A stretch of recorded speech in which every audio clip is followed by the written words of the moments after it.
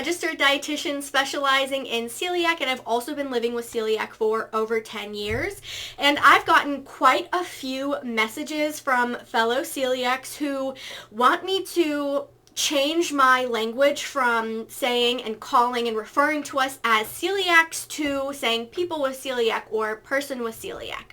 So if you're not familiar, using this kind of language is using, it's basically a conversation around identity first and people or person first language.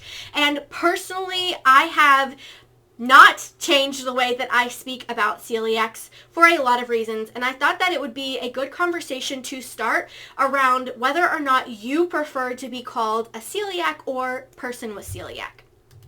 So first, let's just get on the same page on what people first and identity first language is.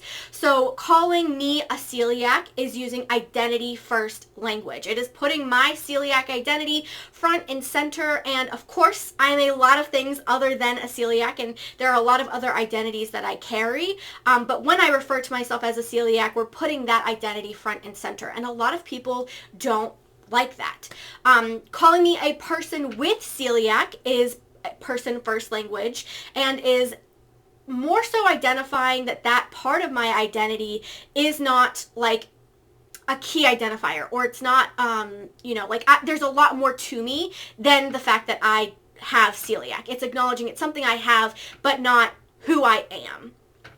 I personally prefer and choose to use identity first language with celiac disease, but I've been asked by other celiacs to use person first language. It's really difficult for me to honor all preferences when I'm in the context of social media and all of that, but I do believe people's preferences should be honored.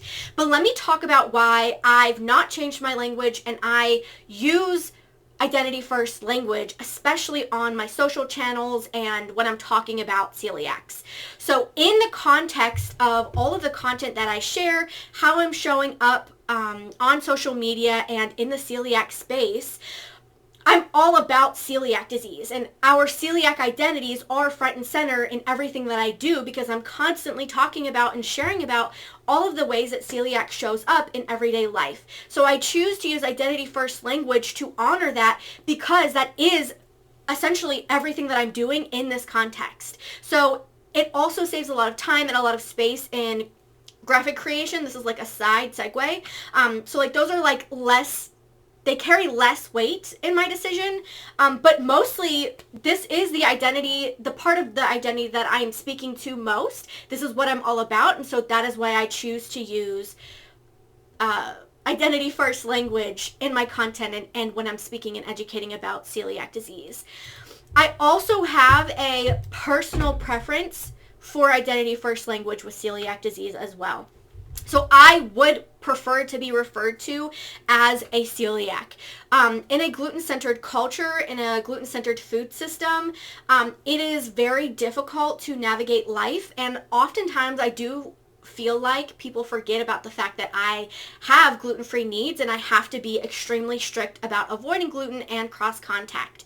And I also feel like most of everyday life somehow involves gluten. 95% of life somehow involves food, and that means that that celiac part of me is constantly showing up front and center. So for example, if I'm going to meet a friend for coffee, I have to make sure I'm staying safe at the coffee shop. If I'm going to go to a friend's house for movies and they offer me a snack, my celiac is showing up. It's showing up almost in everything that I do. Even I signed up for a pottery class earlier this year, and gluten's not involved in that. We're not like having pizza parties or anything like that. But it showed up when we started talking about food and what we're doing, and I had to disclose that I had celiac disease. It shows up almost everywhere, and because of that, I prefer identity first language because celiac is often invisible. I feel like people easily forget that I have it, and so I want people to think of me as a celiac and think, oh, celiac, she can't have gluten when they think of me. I also just feel like it just accurately represents how it just constantly shows up, even when I don't feel like it's going to show up. Even when I feel like, the coast is clear, boom, there it is. So that's why it is my personal preference. So, of course, I know a lot of people, when they're having this discourse around person first and identity first language, a lot of people argue, like, we are more than celiacs. So, having that be person first language honors that there's more to us than just having to be gluten-free. I mean, we are mothers, we have hobbies, we have interests, we have other things that make up who we are. And of course, that is true.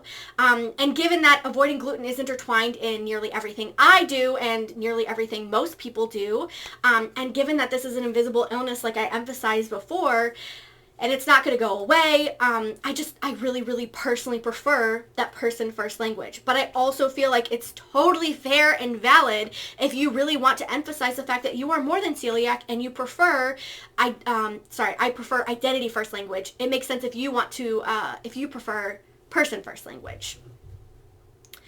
So this should say I prefer identity first language. Oops, I make mistakes too, I'm human.